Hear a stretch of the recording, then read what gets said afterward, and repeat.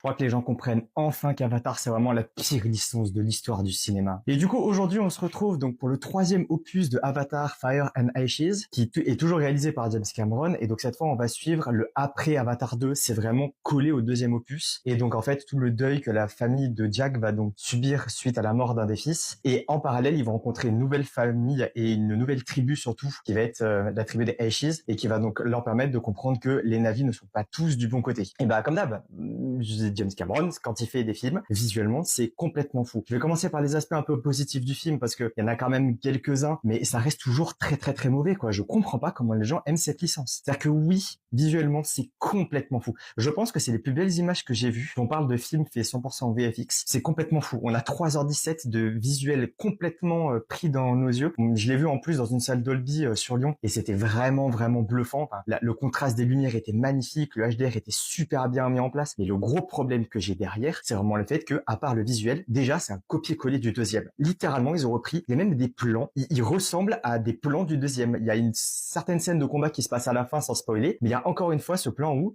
ces espèces de dragons prennent des hélicoptères humains et vont les éclater contre d'autres hélicoptères humains. Enfin, j'arrive pas à comprendre en fait. Et le méchant, c'est le même. Donc le méchant humain, le colonel, c'est exactement le même. C'est-à-dire que et d'un côté je suis gentil, et d'un côté je suis plus gentil, et je veux retrouver Spider, et puis on m'apporte Spider, et puis machin, et puis truc. En fait, c'est toujours la même chose. Le schéma est toujours le même. Et surtout, on aurait pu penser que le film allait bien partir parce que on suit quand même une famille très endeuillée. C'est assez compliqué pour eux. On sent qu'il y a un problème derrière et qu'ils n'arrivent pas à le gérer. Tout le monde est un peu de son côté. Tout le monde essaie de chercher. Et ça peut être super intéressant. Le problème, c'est qu'il passe très très vite au-delà de ça pour partir dans une sorte de film d'aventure un peu bizarre. Et d'un autre côté, je peux pas dire que j'ai passé une excellente séance parce que c'est pas le cas. Les 3h17, à un moment, je les sentais vraiment passer. Et c'était peut-être même pire que le deuxième parce que je trouve que le deuxième, il y avait quand même ce côté de on apprend à voir ce monde de l'eau et il est tellement vaste que c'est génial. Là, le monde du feu, on s'en fiche. Ça dure, je sais pas, 20 minutes à tout péter sur une scène en question. Là, c'est même pas une scène de spoiler parce que quand ils ont sorti le deuxième volet, la scène était dedans. Mais bon, je vais quand même pas en parler. Mais en fait, ça sert à rien. Et le final, bon, je spoilerai pas parce que je veux pas spoiler. On est trop tôt pour spoiler ce genre de choses. Je ferai peut-être une deuxième vidéo pour en parler un peu plus en détail. Mais le cliffhanger final, il est pas possible. En fait, on peut pas se permettre de faire ça. Et quand on arrive à avoir un univers aussi développé, mais qu'on va jamais dedans, je pense sincèrement que James Cameron,